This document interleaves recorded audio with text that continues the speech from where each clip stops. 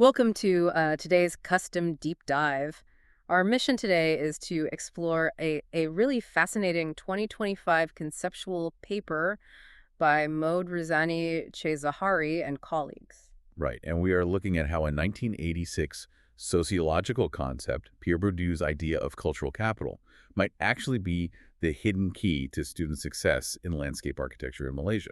Yeah, exactly. I mean, why do some students just effortlessly glide through complex degrees while others struggle, even if they study just as hard? It completely challenges the whole idea of a pure meritocracy. We often assume that if you just study hard enough, you will get the exact same grades. But the secret might literally be the items sitting on their parents' bookshelves. When I was looking through the sources, I was struck by how Bourdieu breaks down this invisible advantage. Because we usually just think of capital as money, right? Right. But he talks about embodied capital. That is the attitudes and social ease we simply absorb from our family over time. Right.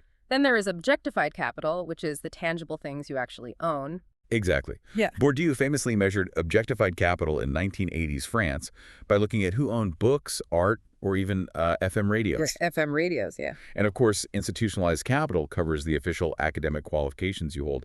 But to really grasp how these function, we have to look at his theory of field. Which is basically like viewing society as a giant sci-fi force field, isn't it? Yes, that is a perfect analogy. Your cultural capital dictates your power level and your positioning within that specific space. I do have to ask, though, since Bourdieu was writing in 1980s France, is it really fair to apply his metric of owning FM radios or French art to landscape architecture students in modern Malaysia? No, and that is exactly why this 2025 paper is so important. They aren't looking for FM radios today. They are adapting the framework to modern Malaysia to see what objectified or embodied capital actually matters right now. And they are applying it to landscape architecture specifically to help achieve the Malaysia Education Blueprint 2015 to 2025. Exactly. Because a massive focus of that blueprint is creating holistic, balanced graduates. Not just students who can pass a multiple choice test. That makes perfect sense, especially when you look at the dynamic of the landscape architecture studio. The paper highlights Harvard professor Carl Steinitz's concept of two types of students in this discipline. The soloist and the conductor. Right. You have the soloist, the highly technical student who wants to master every design software and production skill. While the conductor is the student with the managerial skills to lead the team and pitch the ideas. And here is where the force field and cultural capital merge so perfectly. Because the researchers propose that a student's parental background heavily dictates which role they end up taking. Precisely.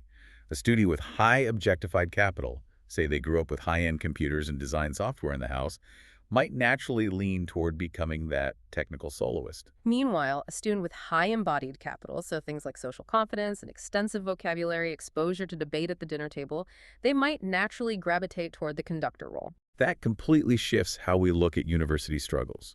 If someone isn't stepping up to lead a project, it might not be a lack of intelligence or drive. It is just that their specific force field power level doesn't align with that particular task. Exactly. By mapping out a student's embodied and objectified capital, Malaysian universities might finally be able to address the root causes of academic struggles in the studio, tailoring their teaching to build up the capital these students are missing. And this applies directly to you, the listener. Whenever you step into a new meeting, a new company, or a completely new industry, you are entering a new social force field. Oh, absolutely. The background exposure you had growing up gives you a hidden advantage in navigating that space. It really emphasizes that academic and professional success isn't just about raw brain power. It is heavily influenced by the invisible cultural resources we bring into our chosen fields. Which brings us to a final thought for you to consider.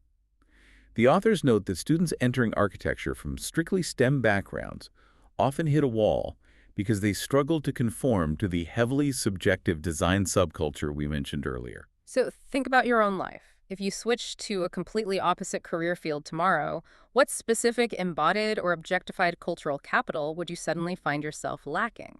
And more importantly, how would you go about acquiring it?